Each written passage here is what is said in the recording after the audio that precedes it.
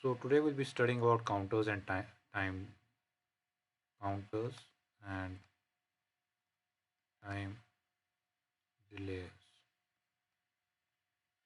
So we can use the microprocessor 8085 to design counters and also for in providing delay in time delay, and these may be depending upon specific applications.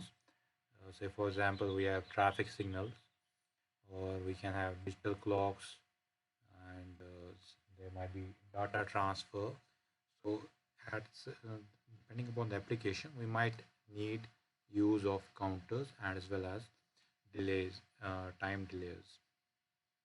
So for designing both the counters and these delays, we need to actually make use of the loops that we can run basically within the using the microprocessor programs.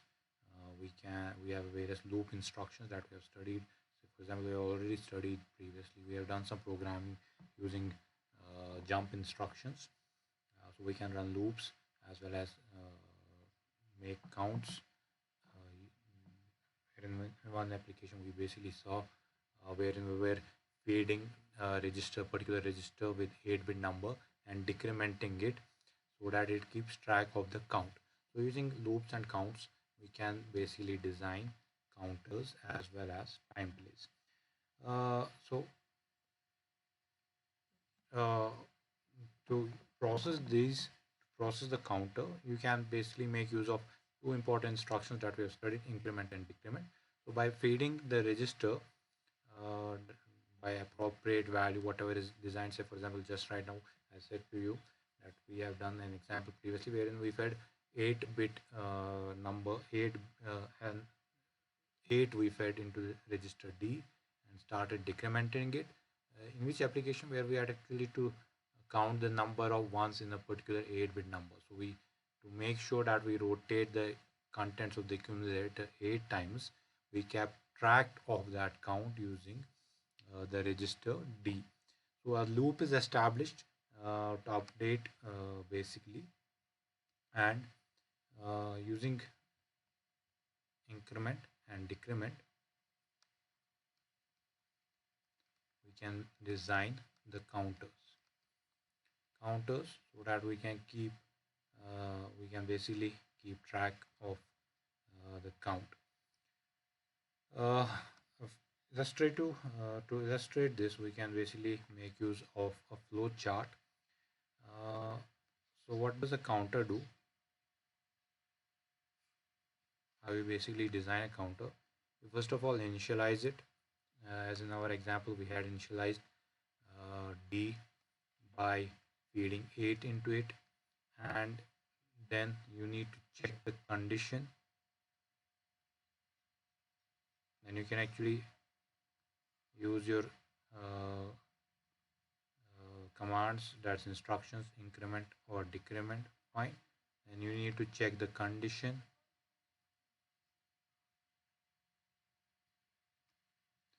Whether the condition is true, then you might have to exit the program, or if it is false, you might have to keep on running this program. So this is how we basically initialize a counter. This is how you basically design a counter, and there will be certain applications wherein we will be needing these counters to keep track of the system. On the other hand, you have time delays. The procedure is somewhat similar. You can make use of the increment decrement function. You have to make use of the counter. You have to but also make use of a loop, wherein you may enter the loop and keep on running this loop until some condition is basically satisfied. Once that condition is satisfied, you can exit this loop. So as long as that loop keeps on running, there might be some application before the loop and after the loop, and we make sure that this loop keeps on running as long as the time delay that is required for us to make between the one instruction and second instruction. We may have instruction number 1.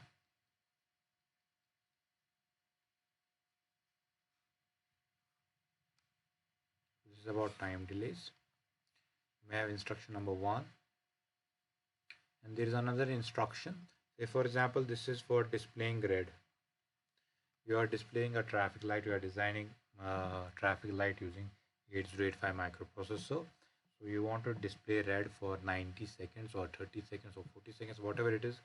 The processing time of 1 t second is 0.32 microseconds for a microprocessor.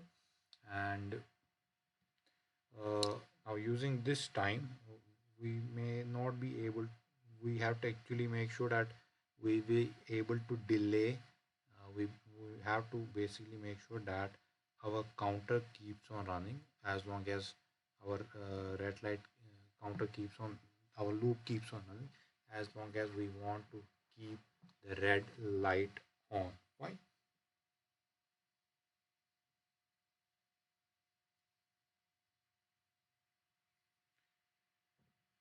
Fine. So you enter a loop.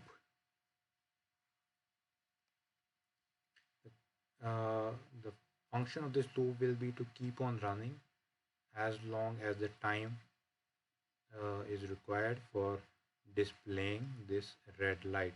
Once this loop, once the condition is met, whatever will be the condition, if it is false, the loop will keep on running. Once it becomes true, it will exit the loop, and then there might be instruction number 2, and that instruction will be to say, for example, flash green light. So you have an example of a traffic light wherein using one instruction you are making sure that red light is on, but you want to make sure that this red light is on for 30 seconds or 40 seconds, whatever it is. So between one instruction that is to display red light and another instruction that is to display green light, you run a loop.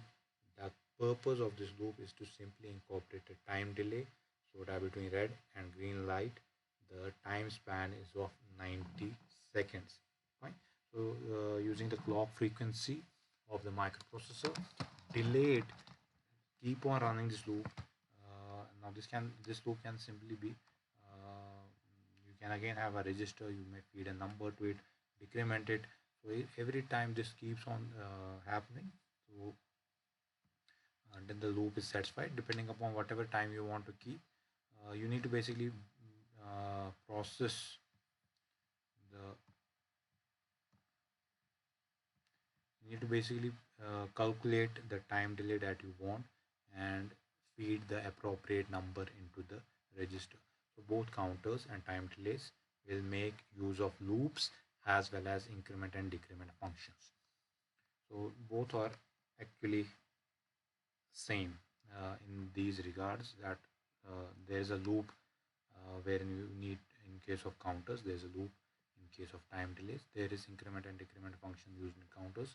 You can have increment and decrement function in case of time delays as well. Now to understand this, we'll be basically using different approach to design different time delays, and we'll see how much as well as counters, and we'll see how we can basically make depending on the clock frequency of the system, we'll be seeing how much time delay we can basically be able to execute in case of microprocessor 8085. So first of all, let's design a so we'll first of all study the time delays, and using time delays we'll actually be designing the counters as well. So time delay can be achieved using 3 different methods.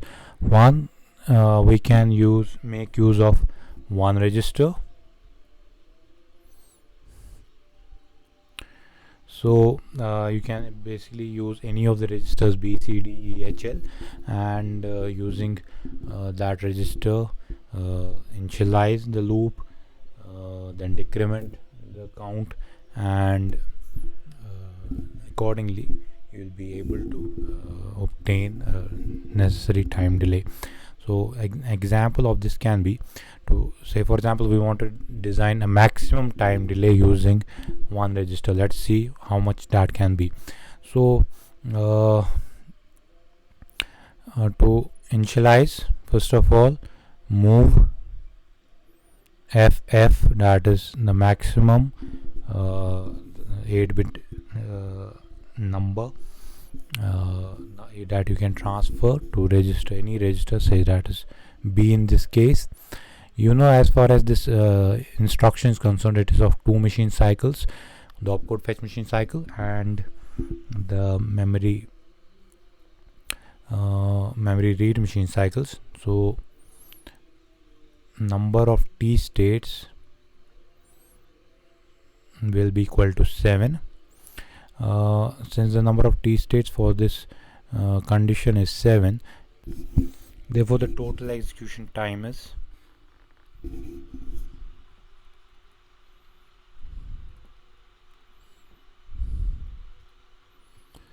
2.24 microseconds. Fine. And let this instruction be actually loaded at any address. Let that address be 3000.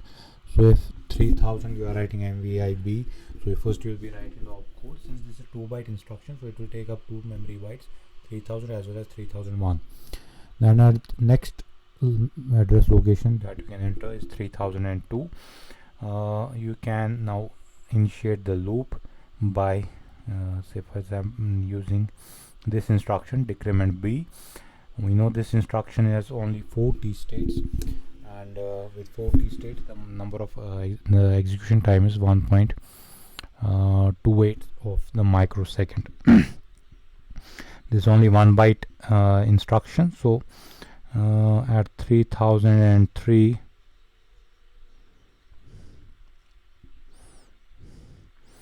you will write the instruction J and Z 3002. This is a 3-byte instruction. So what does this instruction do? It will jump to this address, that is 3002, if the 0 flag is not set. If the 0 flag is not set, yes, if the 0 flag actually basically does not reflect that 0 has been entered into this into B register. Once B becomes actually equal to 0, then this flag sets and therefore it will exit the loop. Now as far as this J and Z is concerned, it consists of either 10 T states or 7 T states. We have seen this. In case it is a true, then the number of T states will be equal to if the loop is running, as long as the loop is running, this instruction has 10 T states, and if the condition is not met, then this instruction, if the condition is true, then this instruction has actually 10 T states. If the condition is false, then this loop will actually exit, and it will only have 7 T states.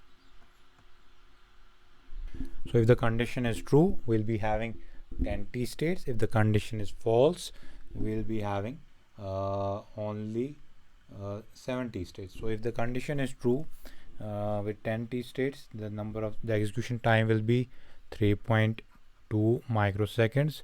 With 7, the execution time will be 2.24 microseconds. And since this is a 3-byte instruction, so 300345, you will be writing the next instruction at 3006, that will be halt, which is a 4 T states and 1.28 microseconds. So this is our program here to basically incorporate a time delay.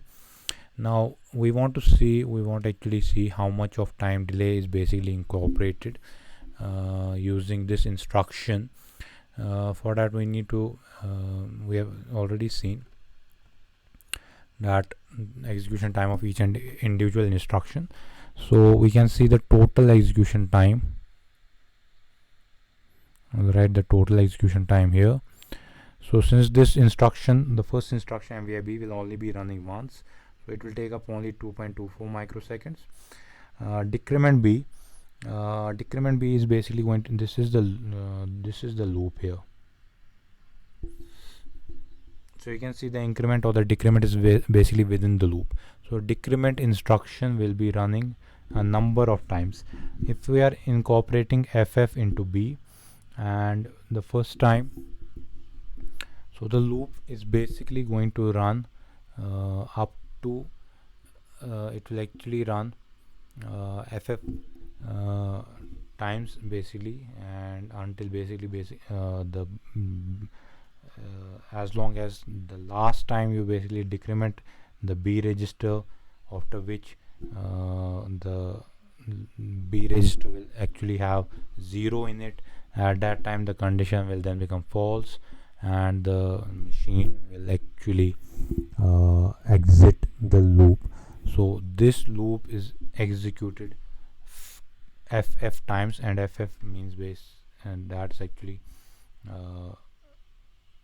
255 times. So 255 times this instruction, that means 255 into 1.28, and using that not 255, 254 times. So this becomes 254 into 1.28.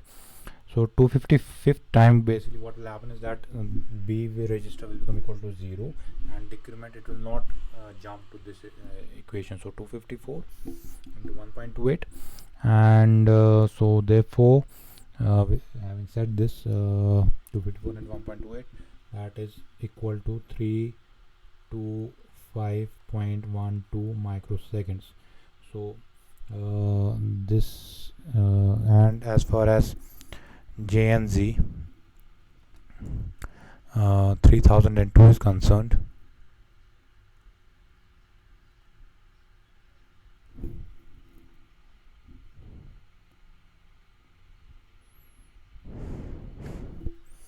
this is actually 255, sorry, 255 into 1.28, because you have to decrement 255 times. The first time also, including the first time also, it decrements, and then after that you have to decrement. So it will take 255 executions for this program to run. 255 into 1.28, that means 326.4.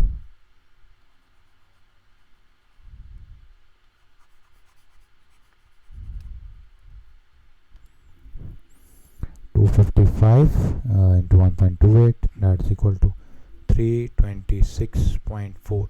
Now as far as the jump instruction is concerned, it will be running for 254 times. It will have 10 t states. 254 into 3.2 plus one time it will be having only these many t states. So this becomes 254 into 3.2. So that means 254 into 3.2 plus 1 into 2.4, 1 into 2.24,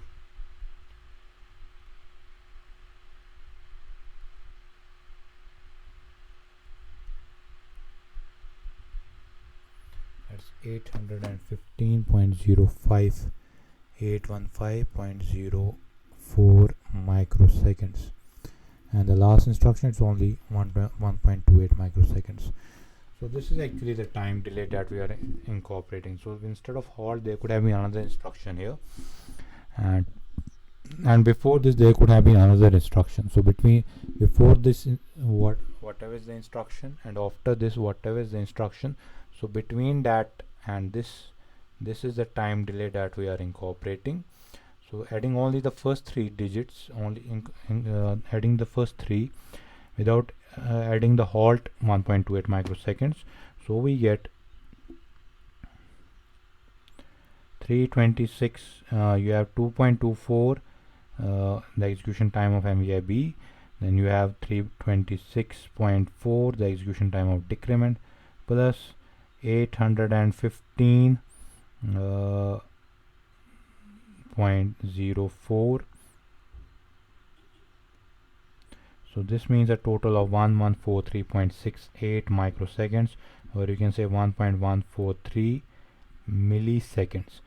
So adding the first 3 instructions, you can get a maximum time delay of 1.143 milliseconds using the microprocessor 8085 having a clock frequency of 3.2 micros 3.2 megahertz. Fine.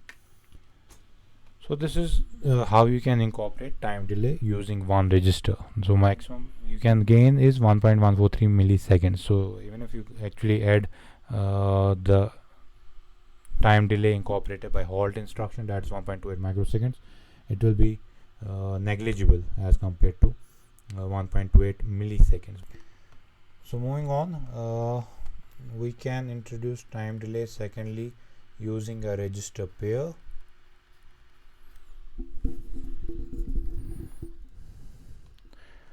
So using a register pair, again you can try to increase the maximum delay, because a register pair will account for 16 bit, or you can say 2 byte data, and the maximum you can so you can actually incorporate FFFF into the register pair.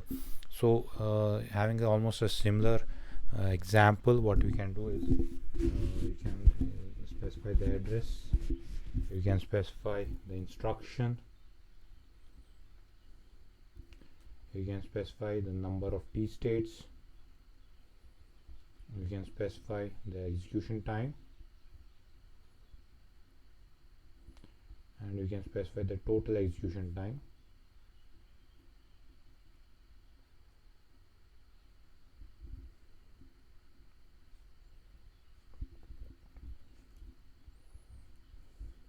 So say for example we are writing this program at the memory location 4000, so using an instruction LXI. So using this instruction you can directly so for example we are feeding LXIB with what we are feeding it with F F F F. That means actually the register pair BC is fed with F F F F. So this basically loads the BC register pair with this 16-bit digit. We know the number of T states is 10.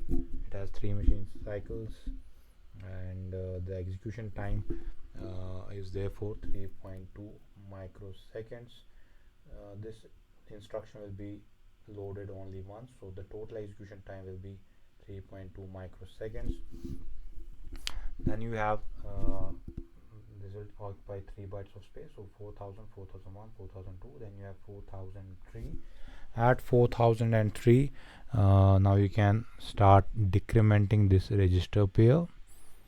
Decrement DCXB. So this will decrement the register pair by 1, and the number of T states of DCX is 6. Fine.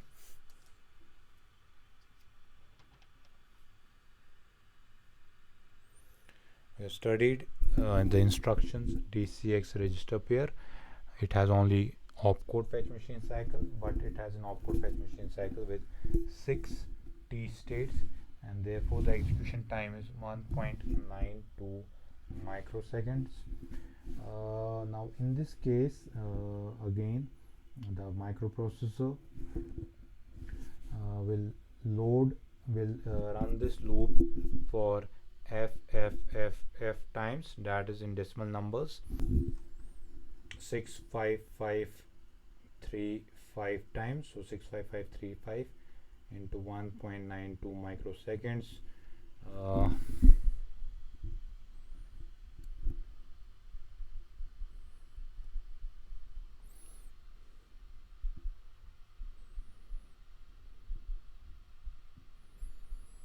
That's 125.8 milliseconds. Fine. So you can already see the number of the time delay has already increased, and this is a single byte instruction, so the next instruction will be written at 4004. At 4004, now we'll be checking the condition, or you can actually do In this case you need to basically make sure that you about INX and D6, you know that no flag is affected. To get the flag affected, we need to do perform two more instructions. One, move A comma C, and at 4005 ORAB. So you have the BC register pair. So B will be carrying the most significant bit and C will be carrying the least significant bit. So C as well as B both have to become equal to 0. That means once both B and C become 0, that means 0 0 0 0, only then the condition will become true. So to make sure what to do that, move the contents of C to accumulator, and ORAB, that means or the contents of accumulator with B. This is 40 states, this is 40 states, that means 1.28 microseconds, 1.28 microseconds. So both with 1.28 microseconds, they will also be running 65535 times, because the loop is going to run 65535 times. So 65535 into 1.28, you have 83.884 milliseconds. So this is also 83.884 milliseconds. So after that, at 4006, now check the condition J and Z. If this condition is met, fine. If this condition is not met, go back to which memory location? 4003. This has 10 and 70 states, so accordingly you can have 3.2 microseconds or 2.24 microseconds.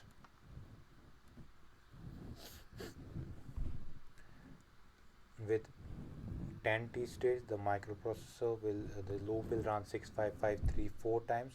So 65534 into 1 into 3.2 plus 1 into 2.24. So that becomes equal to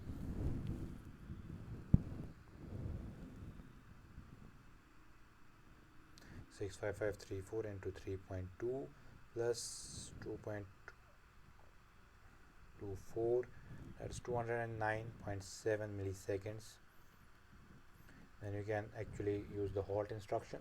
So the total time now with this instruction, 209.7 plus 83.884 plus 125.8 plus 0.0003 that's actually in milliseconds. So this becomes a total of 419.38 milliseconds.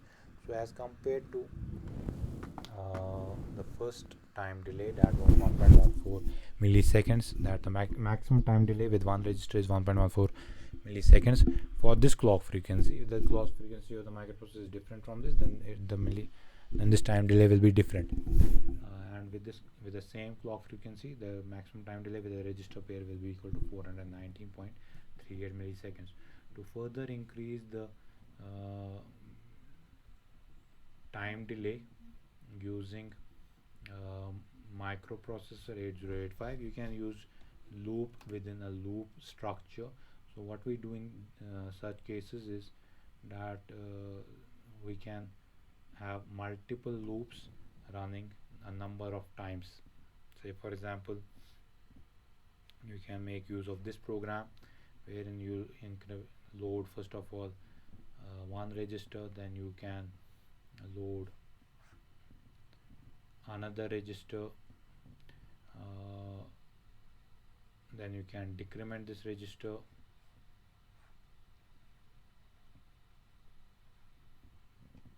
and then you can check whether this condition is met or not.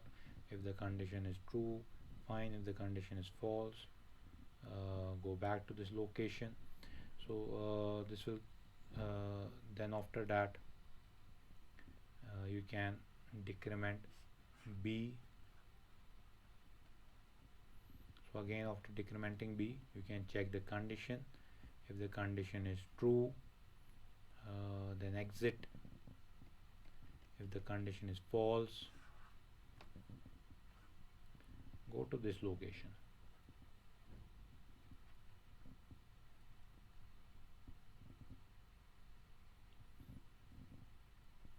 Fine. That means again then you will be loading C. Again this loop will be running. So this is basically a loop within a loop structure. So you can actually draw this on a single page, and you can see basically this is a loop within a loop structure. So it will be something like this. Load B, load C, decrement C, and check one condition, then decrement B, then check another condition. If this is true, exit or whatever you want to do. Otherwise, jump where? Jump back to this location. So fine. So this was actually loading B, this was loading C, this was decrementing C, and if this condition is not true, then go back to this condition. So you have actually within a loop. You can have one loop within a loop, you can have two loops within a loop, you can have multiple loops within the loop. So each time the loop keeps on running. So if one loop, if with one register, the number of times you could have run is ff times. With two registers, the number of times you can maximum possible is ff into ff. Fine. So with three loops, it will become ff into ff into ff. With four loops, it will become equal to ff into ff into ff into ff. So these many number of time delays will be executed using loop in a loop method. So this is about incorporating time delays. Now how to use the time delays to design counters. So why are we designing counters? First of all, using time delays. The say for example, we want to count from 10 seconds to 1 second. We want to design a clock that counts from 10 to 1 or from 1 to 10 seconds.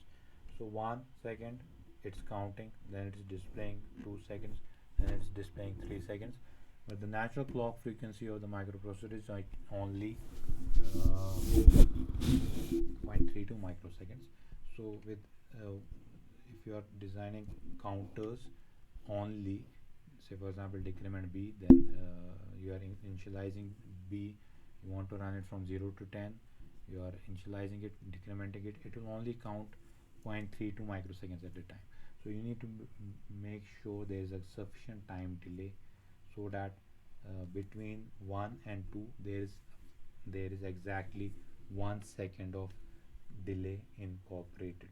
So counters are designed with time delays so that appropriate amount of count, or visibly it is we can see the count taking place. Fine, we are counting from 1 to 100. We want to basically be able to see from 1, then it's moving to 2, then it's moving to 3.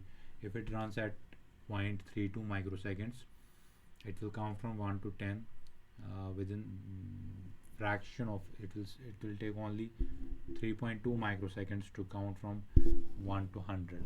So 3.2 microseconds will not be visible to us, so we can only see 100 straight away. But we want to see 0, then we want to see 1, we want to see 2, so that it becomes visible to the programmer. We will incorporate time delay between the counts.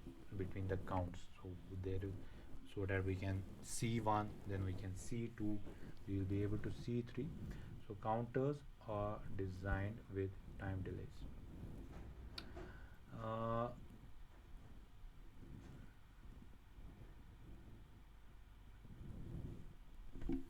So one example of a counter using time delay, so I'll show you one example here. So this here represents a counter with a time delay, and our purpose is to be count. The purpose of this program is to count from FF to 00, and we are incorporating a specific time so that the specific time delay between each and every count, so that is actually visible to the user. Here we first of all incorporate we first of all initialize register B with 00, initializing B as a counter. Then we can decrement this counter using the instruction dcrb, and then we can load the register with the delay counter. Fine. So one register we are using for keeping track of the counts, another register we are using for incorporating delay. So with this register we will be incorporating a delay of say for example ff. So with this, whatever is the time delay, so we are incorporating ff right now in this program. C is being loaded with ff specifically, or whatever. I think it's loading C with 80. Fine. So C is being loaded with 80, so that a specific time delay is incorporated between each and every count. So this will incorporate a delay between one count and another count, and then you can display the output and go to the next count. So again it will decrement the counter. So I think between MVIB there might be, this might be actually MVI BFFH. So we are actually starting with FF, or if it was MVIB 00H we could have also checked INRB, but since with INRB we will not be able to get JNZ, but since this is using a instruction jump here, so it will jump to this counter in any case without the flag being affected. Fine. So two modifications here, MVIB FFH, and this is instead of DCRB, this is INRB. So it will count from 0 to FF, or you could have also done from FF to 0 by incorporating first MVIB with FF and then decrementing it. So you can do either ways. You can increment B, or you can decrement B from 0 to FF, or from FF to 0, but with a specific time delay in between. For that we are loading C with a number 80, so that that specific time delay is incorporated. You can calculate the time delay with 80 for this case, and for a 3 megahertz microprocessor you can count the time delay, and you will see that between B and C this much time delay will be there, so that, and it will be displayed and therefore will be visible to the user. So whoever is if this incorporates a sufficient amount of time delay, it might be visible to the user. Fine. So this is one way. So this is about counters and time delays. Using counters you can actually design a number of programs, and you can design you can actually design waveforms, square waveforms, triangular waveforms using counters. So that is going to be actually an assignment for you. You will write a program for generation of pulse waveform using 8085 microprocessor. So that's all for this session.